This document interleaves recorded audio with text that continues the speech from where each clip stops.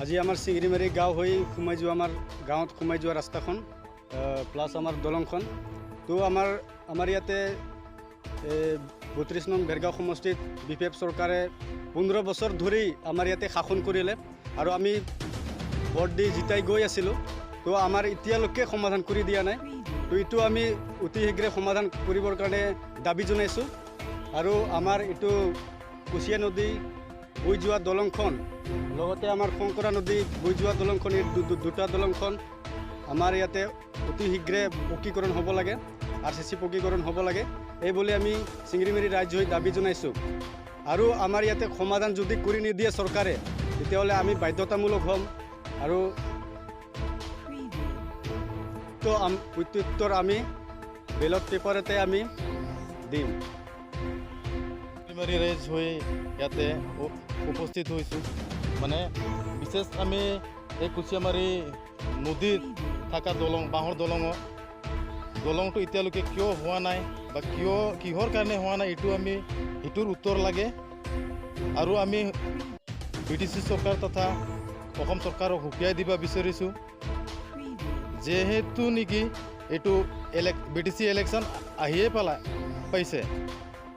5 বছৰ ৰুলিং কৰা government BTC গভৰ্ণমেণ্টে আমাৰ দলংখন বনাই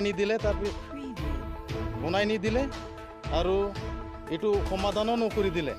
এইটোৰ কাৰণে আমি চৰকাৰক সকীয়াই দিব বিচাৰিছোঁ যেনিবা সেই কুচিয়ামাৰী নদীৰ ওপৰত বাঁহৰ দলং থকা সেই দলংটো অতি শীঘ্ৰে সমাধান কৰি দিব লাগে।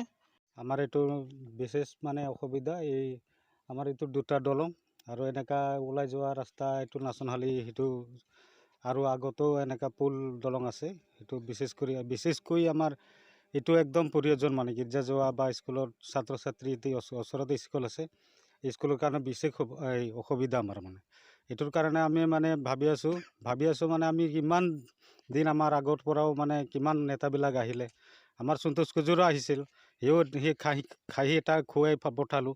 সেইটো দলংটো আমাক মানে বনাই দিম বুলি কয়, সেইটোও নহ'ল।